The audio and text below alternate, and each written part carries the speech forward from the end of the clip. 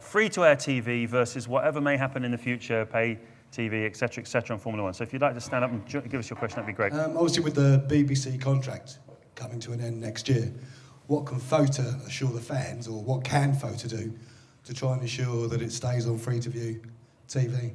Well, firstly, I think all of the FOTA teams believe in free-to-air. I think there will be parts of the market where maybe there's some differentiated service offered. But if you think of the fundamental business model of Formula One teams, we are about creating brand differentiation and brand exposure. All of these names that we have on our shirts today and we have on our cars require us to have a large audience. And historically, in order to do that, you had to be on free-to-air. Our current contract requires that it remains on free-to-air, and the teams now that we operate more effectively together through FOTA, then clearly we're going to safeguard our business and the interests of the fans in this regard. And I know there's a speculation that of News Corps' interest. Let's be clear, the teams are working together. This sport isn't going anywhere without the teams. So the teams, if we remain together, which we try hard to do, we overcome our competitive instinct on occasions. But if we do, then we can control the direction of this sport. And we're not trying to do so for any other reason than the best interest of the sport and consequently the best interest of the fans. The other thing to highlight is, even for the big teams, the income from television is only a proportion of our income.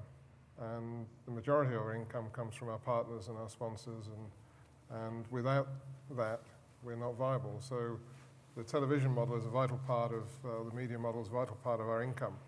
But we also have all our partners to consider, and if we don't give them the exposure they need, which almost comes down to the number of people watching the race, then we'll be in trouble. Is Jason Eaker here? Jason Eaker. How does Formula One's drive to be green balance with the increased use of tyres this year during the race?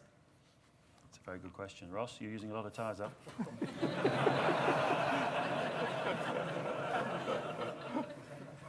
The important thing about racing cars is the message they can give. So with the new engine, it's not about the fact the new engine is going to be efficient, more efficient in itself. It's the message it gives that it's I don't like using this word at my age, but it's cool to have a really efficient engine, an engine that's going to race on a lot less fuel. And we're setting dramatic targets for reducing the amount of fuel we race on in the future. So 30, 40, 50% less than what we're racing on now. And, but still with the same power and still with the same excitement.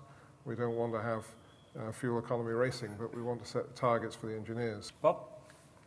Yeah, I think personally that we should maybe compartmentalise things.